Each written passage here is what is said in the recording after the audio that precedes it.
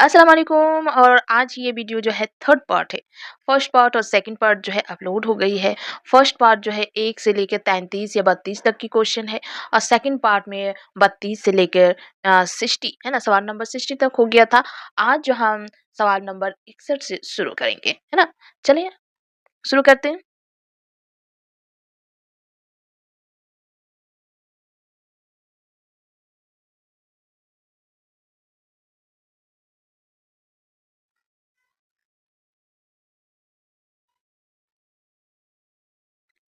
सवाल नंबर 61 में क्या पूछा जा रहा है कि मौलाना आज़ाद का असल नाम क्या था, है ना। जितनी भी सिलेबस में आपके सिलेबस में जितनी भी शौरा की बारे में दी हुई है उनकी हालात ज़िंदगी को बहुत ही डिटेल्स के साथ एक मर्तबा तो रीड करना ही है।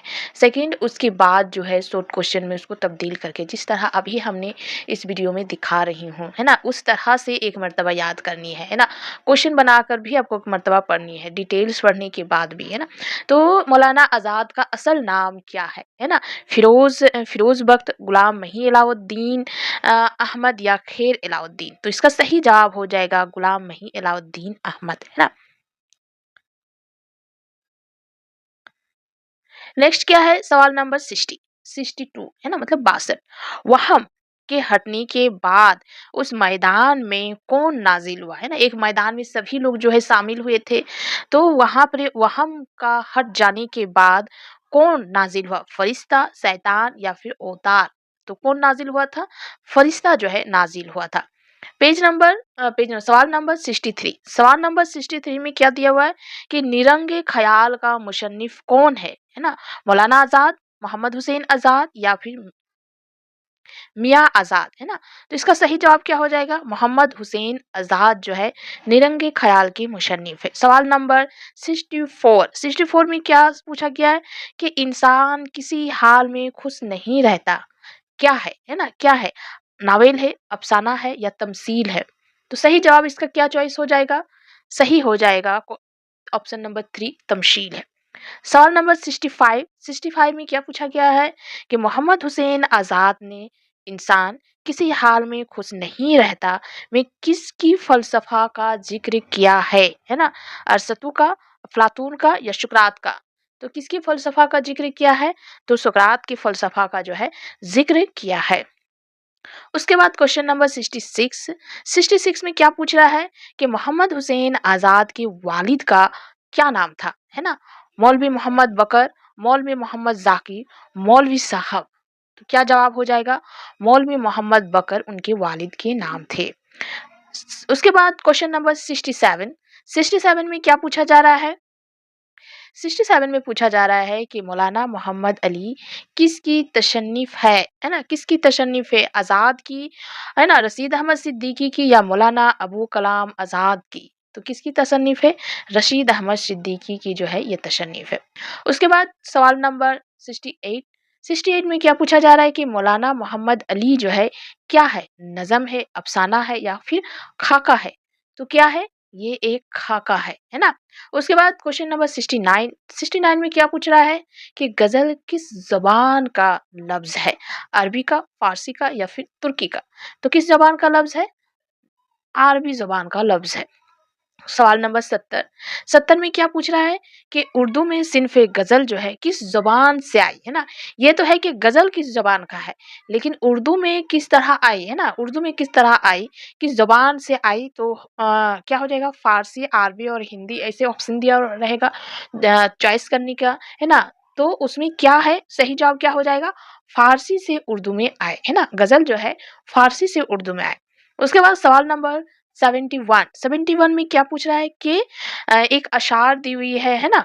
क्या अशार दी हुई है कि मौका याश कभी तेरी नजर ने ना दिया, शर्त जीने की लगा दी मुझे मरने ना दिया, है ना। दर्जा वाला शेर की शायर की गजल से माखूज है। तो ऑप्शन क्या दिया हुआ है कि फैज अहमद फैज, परवेज शादी या फिर नासिर काजमी। तो इसका सही जवाब आप लोग को क्या चॉइस करना है, ये जो अशार है ये अशार परवेज शादी की लिखी हुई है। उसके बाद क्वेश्चन नंबर 72 में क्या पूछा जा रहा है कि मजरू सुल्तानपुरी का ताल्लुक किस तहरीक से था, है ना, किस तहरीक से था। तो तरक्की पसंद तहरीक से था, है ना, तरक्की पसंद तहरीक से जो है मजरू सुल्तानपुरी का ताल्लुक था। उसके बाद क्वेश्चन नंबर 72 के बाद 73 में क्या पूछा जा रहा है कि जेल में किस शायर का ताल्लुक फिल्मी दुनिया से था, है ना? फिल्मी दुनिया से था। हसरत मोहानी या फिर मजरू सुल्तानपुरी या फिर असगर गौनवी, है ना? तो क्या जवाब हो जाएगा? कौन इनमें से कौन जो है फिल्मी दुनिया से ताल्लुक रखते थे? वो थे मजरू सुल्तानपुरी, है ना? मजरू सुल्तानपुरी। उसके बाद क्वेश्चन नंबर 74 में क्या पूछा जा रहा है कि मैं अकेला ही चला था जानिबे मंजिल मगर लोग साथ आते गए और कारवां बनता गया। ये शेर किसका है ना?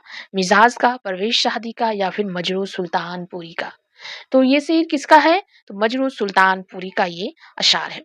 उसके बाद सवाल नंबर 75 में क्या पूछा जा रहा है कि नासिर काज़मी की वफात कहाँ हुई? है ना? कहाँ हुई? कराची में, लाहौर में, इस्लामाबाद में। तो इसका सही जवाब क्या हो जाएगा? लाहौर में। उसके बाद क्वेश्चन नंबर 76 में क्या पूछा जा रहा है कि जेल में कौन बुनियादी तौर पर नज्म के शायर है? कौन? ऑप्शन क्या दिया हुआ है कि गालिब, मीर तकी मीर और इकबाल, है ना? तो कौन बुनियादी तौर पर नज्म के शायर है? तो हो जाएगा अल्लामा इकबाल, है ना? उसके बाद सवाल नंबर 77 में क्या पूछा जा रहा है कि नज्म ब इंसान और बज़्म कुदरत इकबाल की किस शेरी मजमुआ में शामिल है ना?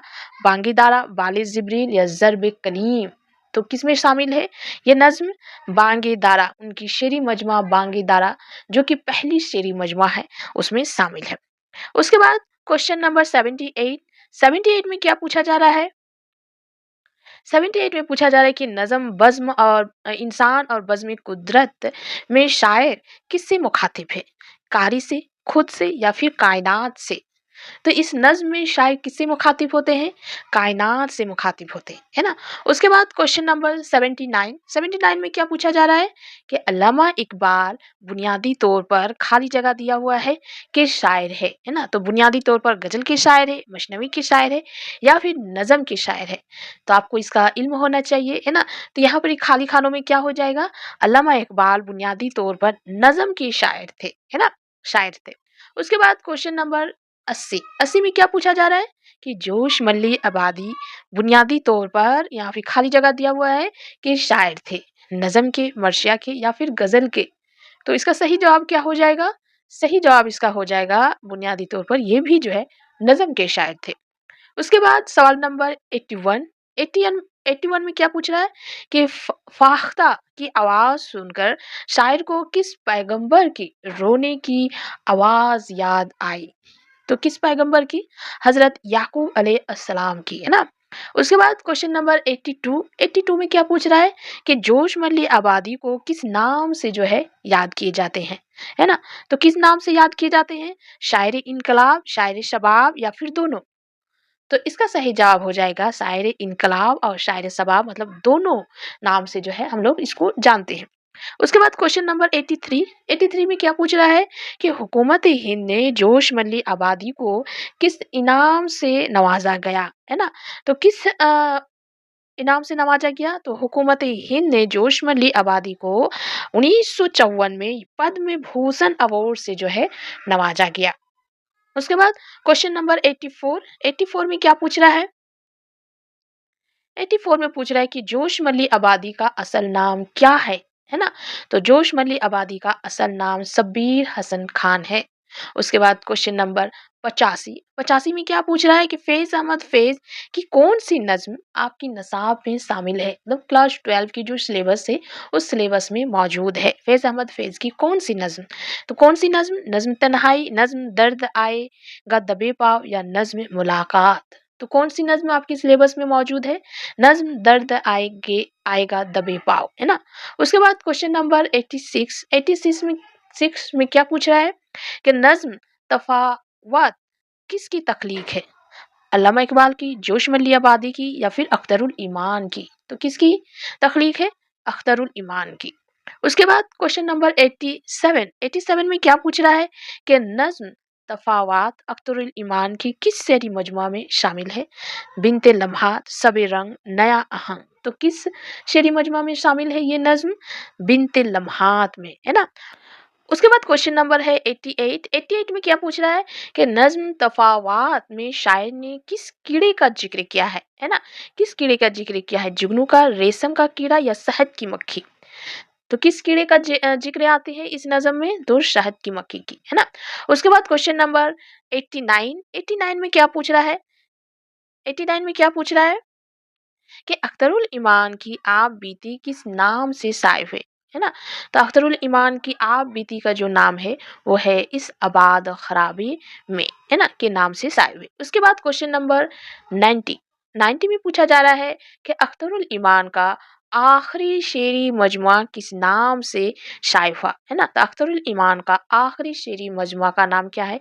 ज़मीन ज़मीन, है ना? ज़मीन ज़मीन उनकी आखिरी शेरी मजमुआ का नाम है। इसी तरह से ये हो गया क्वेश्चन नंबर 90 तक। क्वेश्चन नंबर 60 से लेकर ये 90 तक 30 क्वेश्चन जो है मुकम्मल हो गए। मतलब 1 से अगर देखें तो 1 से 90 क्वेश्चन जो है की वीडियो जो है अपलोड होने जा रही है। साथ ही साथ जो पुराना जो वीडियो है, एक पार्ट 1, पार्ट 2 उसकी वीडियो भी देखने की कोशिश करें, तभी ये सारे क्वेश्चन भी समझ में आएँगे। तो उन सब की देखने के लिए प्लेलिस्ट बनी हुई चैनल में जाइए और प्लेलिस्ट पे क्लिक कीजिए। क्लिक करने के बाद ही देखिए क्लास 12 लिखी हुई रहेगी, उसमें क्लिक कीजिए। उसमें एबीटी की क्वेश्चन पेपर सॉल्व किए हैं। उसके बाद इसी तरह की शॉर्ट क्वेश्चन जो है सवाल नंबर 1 से शुरू होती है, तो उसका पार्ट 1, पार्ट 2 जो है अपलोड है। और इसी तरह ये जो वीडियो अपलोड होगी वो होगी पार्ट 3। उसी तरह हम बहुत सारे अभी 90 हुआ है, जितना हम सकेंगे एग्ज़ाम तक उतना अपलोड करने की जो है कोशिश करेंगे। चलें ठीक है।